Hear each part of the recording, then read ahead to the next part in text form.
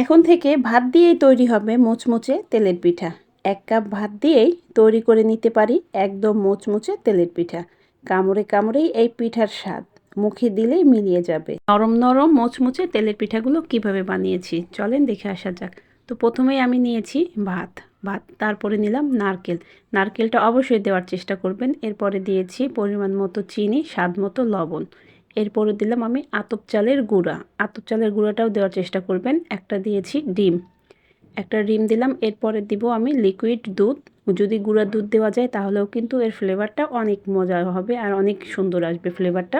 তো এরপরে আমি সমস্ত কিছু একসাথে একটা ব্লেন্ডারে ঢেলে নিব, ব্লেন্ডারের জারে। তারপরে এটাকে আমি খুব ভালোভাবে কয়েকবার ব্লেন্ড করে নিব। তাহলেই কিন্তু এটা একটা সুন্দর ব্যাটার তৈরি হয়ে যাবে, একদম পারফেক্ট। তো এই যে দেখতেই পাচ্ছেন আমি একটা ব্লেন্ডারে নিয়েছি। ব্লেন্ড করার পরে দেখেন এই ব্যাটারটা কতটা সুন্দর আর সফট হয়েছে।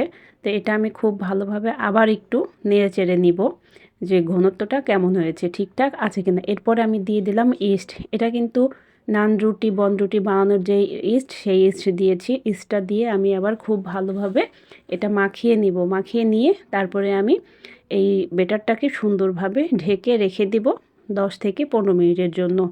তো 10 থেকে 15 মিনিটের মধ্যেই কিন্তু এটা ঠিকঠাক মতো হয়ে যাবে।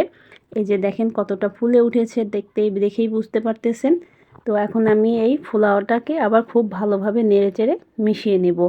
তা আসলে সামনেই যেহেতু শীত চলে এসেছে, আর শীত মানেই পিঠাপুলির উৎসব।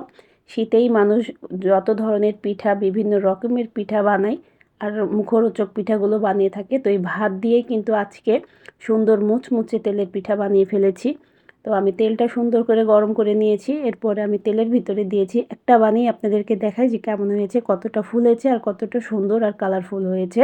অনেকটা সফট হয়েছে, সেটা দেখেই হয়তো বুঝতে পারতেছেন, আর কতটা কালারফুল। আমি কিন্তু এই পিঠার নাম দিয়েছি নরম তুলতুলে ভাতের পিঠা। যেহেতু ভাত দিয়ে বানিয়েছি তাই আমি এই পিঠার নাম দিয়েছি ভাতের পিঠা। তো আপনাদের কাছে কেমন লেগেছে অবশ্যই একবার হলে বাসায় ট্রাই করে দেখবেন। আর আমার ভিডিওটি ভালো লাগলে অবশ্যই পাশে থাকবেন।